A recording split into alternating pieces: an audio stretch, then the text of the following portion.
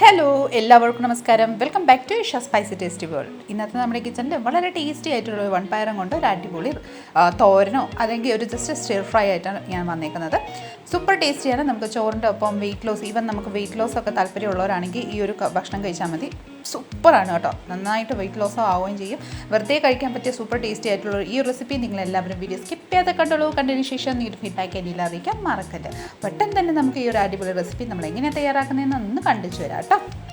അപ്പം നമ്മുടെ ഈ ഒരു റെസിപ്പി തയ്യാറാക്കാനായിട്ട് ഞാൻ വൻപയർ ഒരു മണിക്കൂർ വെള്ളത്തിൽ നന്നായിട്ടൊന്ന് കുതിർക്കാൻ വെച്ചിട്ടുണ്ടായിരുന്നു. അത് നന്നായിട്ടൊന്ന് കുതിർന്നിട്ടുണ്ട്. നമുക്ക് വാഷ് ചെയ്തതിന് ശേഷം ഒരു കുക്കറിലോട്ട് നമുക്ക് ഈ ഒരു വൻപയർ ഒന്ന് ആഡ് ചെയ്ത് കൊടുക്കാം. വൻപയർ എല്ലാം ആഡ് ചെയ്തതിന് ശേഷം നമുക്കിതിലോട്ട് ആവശ്യമനുസരിച്ച് വെള്ളം ആഡ് ചെയ്യാം. ഞാൻ ഒരു കപ്പ് വൻപയറാണ് എടുത്തിരിക്കുന്നത്. അതിൽ ഒരു 1.5 കപ്പ് വെള്ളമാണ് ചേർത്തിരിക്കുന്നത്. ഇതിൽ ഇട്ടിട്ട് ക്ലോസ് ചെയ്ത് ഒരു 4 to 5 വിസിൽ വരുന്നിടം വെയിറ്റ് ചെയ്യാം. ആ സമയം കൊണ്ട് നമുക്ക് ഒരു 5-8 വെളുത്തുള്ളിയാണ് എടുത്തിരിക്കുന്നത്. ഒരു 2 ടേബിൾ സ്പൂൺ മല്ലിക്കൊത്താണ് എടുത്തിരിക്കുന്നത്. ഈ വകയെല്ലാം നമുക്ക് ഒന്ന് ക്രഷ് ചെയ്ത് കൊണ്ടുവരാം കേട്ടോ. ഇതാ നോക്കിക്കോളൂ, ഒരു മിക്സി ജാർ എടുത്തിട്ടുണ്ട്. നമുക്ക് ഈ വകയെല്ലാം ആഡ് ചെയ്തതിന് ശേഷം ലിറ്റിട്ട് ക്ലോസ് ചെയ്ത് ഒന്ന് ജസ്റ്റ് ഒന്ന് ക്രഷ് ചെയ്ത് കൊണ്ടുവരാം. മിക്സി ജാറിലോട്ട് ആക്കിയതിന് ശേഷം ഇതാ നോക്കിക്കോളൂ, നന്നായിട്ടൊന്ന് ക്രഷ് ചെയ്ത് നമ്മൾ കൊണ്ടുവന്നിട്ടുണ്ട്. ഇത് നമുക്ക് ഒരു ബൗളിലോട്ട് ഒന്ന് ട്രാൻസ്ഫർ ചെയ്ത് റെഡിയാക്കി വെക്കാം കേട്ടോ.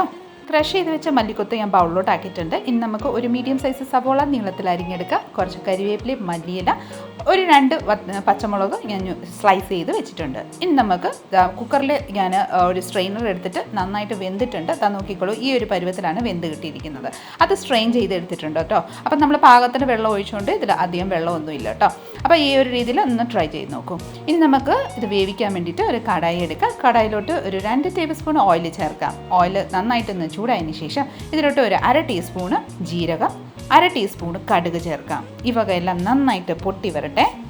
നന്നായിട്ടൊന്ന് പൊട്ടിയതിന് ശേഷം നമ്മൾ ക്രഷ് ചെയ്ത് വെച്ചിരിക്കുന്ന മല്ലിയും നമ്മുടെ വെളുത്തുള്ളിയും കൂടെ നമുക്ക് ഇതിലോട്ട് ആഡ് ചെയ്ത് ഒന്ന് സോട്ട് ചെയ്തെടുക്കാം. മല്ലിയുടെ പച്ചമണം മാറുന്നതിന് വരെ ഒന്ന് സോട്ട് ചെയ്തെടുക്കാം.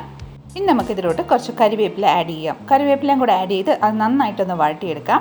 കരിവേപ്പില എല്ലാം നന്നായിട്ടൊന്ന് വഴട്ടിയതിന് ശേഷം നമുക്കിതിലോട്ട് നമ്മൾ ഞുറുക്കി വെച്ചിരിക്കുന്ന സവോള ഇതിലോട്ട് ആഡ് ചെയ്ത് കൊടുക്കാം. സവോള വലുതായിട്ട് നമുക്ക് ഫ്രൈ ആവേണ്ട ആവശ്യമൊന്നുമില്ല. ജസ്റ്റ് ലൈറ്റായിട്ടൊന്ന് കുക്കായാൽ മതി കേട്ടോ. അതുവരെ നമുക്കൊന്ന് കുക്ക് ചെയ്തെടുക്കണം. ഈ കൂട്ടത്തിൽ തന്നെ നമ്മൾ ഞുറുക്കി വെച്ചിരിക്കുന്ന പച്ചമുളകും കൂടെ ആഡ് ചെയ്ത് നന്നായിട്ടൊന്ന് സോർട്ട് ഔട്ട് ചെയ്യാം. സവോള ഒന്ന് മിക്സ് ചെയ്തതിന് ശേഷം നോക്കിക്കോളൂ, നന്നായിട്ട് ലൈറ്റായിട്ട് കുക്കായിട്ടുണ്ട്. ഇനി ഇതിലോട്ട് ഒരു 1/4 ടീസ്പൂൺ മഞ്ഞൾപ്പൊടിയും കൂടെ ആഡ് ചെയ്ത് നന്നായിട്ടൊന്ന് മിക്സ് ചെയ്ത് കൊടുക്കാം. ഈ വകയെല്ലാം നന്നായിട്ടൊന്ന് മിക്സ് ചെയ്തതിന് ശേഷം ഇനി നമുക്ക് ഇതിലോട്ട് നമ്മൾ വേവിച്ച് വെച്ച വൻപയർ നമുക്കിതിലോട്ട് ഒന്ന് ആഡ് ചെയ്ത് കൊടുക്കാം. വൻപയർ എല്ലാം ആഡ് ചെയ്തതിന് ശേഷം നന്നായിട്ടൊന്ന് മിക്സ് ചെയ്ത് കൊടുക്കാം. പച്ചമുളകും നമ്മുടെ സവോളയും എല്ലാം നന്നായിട്ടൊന്ന് മിക്സ് ആവുന്നിടം വരെ നമുക്ക് നന്നായിട്ടൊന്ന് മിക്സ് ചെയ്ത് കൊടുക്കാം കേട്ടോ. നന്നായിട്ടൊന്ന് മിക്സ് ചെയ്തതിന് ശേഷം നമുക്ക് എരിവിൻ്റെ താല്പര്യം അനുസരിച്ച് മുളക് പൊടി ചേർത്തോളൂ. ഞാനിവിടെ 1/2 ടീസ്പൂണ് മുളക് പൊടി ചേർത്തിട്ടുണ്ട്. മുളക് പൊടി ചേർത്തതിന് ശേഷം ആവശ്യമനുസരിച്ച് ഉപ്പും കൂടെ ചേർക്കാം. ഉപ്പും ചേർത്തതിന് ശേഷം നമുക്കിത് നന്നായിട്ടൊന്ന് മിക്സ് ചെയ്ത് കൊടുക്കാം. നമ്മുടെ ഉപ്പും നമ്മുടെ മുളകും എല്ലാം കൂടെ നന്നായിട്ട് യോജിച്ച് വരുന്നിടം വരെ നമുക്ക് നന്നായിട്ടൊന്ന് മിക്സ് ചെയ്ത് കൊടുക്കാം. മിക്സ് ചെയ്തതിന് ശേഷം ഒരു മീഡിയം സൈസ് നാരങ്ങ ഞാൻ കട്ട് ചെയ്തെടുത്തിട്ടുണ്ട്. അതിൻ്റെ നീരും കൂടെ നമുക്ക് ഒന്ന് ആഡ് ചെയ്തെടുക്കാം. ഏകദേശം ഒരു 2 ടേബിൾ സ്പൂൺ നാരങ്ങ നീര് ആഡ് ചെയ്യുക കേട്ടോ. നന്നായിട്ടൊന്ന് മിക്സ് ചെയ്ത് കൊടുക്കാം. മിക്സ് ചെയ്തതിന് ശേഷം നമുക്കിതിലോട്ട് കുറച്ച് മല്ലിയിലയും കൂടെ ആഡ് ചെയ്ത് കൊടുക്കാം. ഇനി ഈ വകയെല്ലാം നന്നായിട്ടൊന്ന് യോജിപ്പിച്ച് നന്നായിട്ടൊന്ന് മിക്സ് ചെയ്ത് കൊടുക്കാം കേട്ടോ.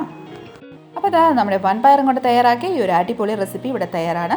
നമുക്കൊരു സർവിങ് ബൗളിലോട്ട് സെർവ് ചെയ്യാം കേട്ടോ. വളരെ ടേസ്റ്റാണ്. നമുക്ക് ചോറിൻ്റെ ഒപ്പം ചപ്പാത്തിയുടെ ഒപ്പം മാത്രമല്ല എപ്പോൾ വേണമെങ്കിലും കഴിക്കാൻ പറ്റിയ സൂപ്പർ ടേസ്റ്റി ആയിട്ടുള്ളൊരു റെസിപ്പിയാണ്. തീർച്ചയായിട്ടും നിങ്ങളെല്ലാവരും ഒന്ന് ട്രൈ ചെയ്ത് നോക്കുക.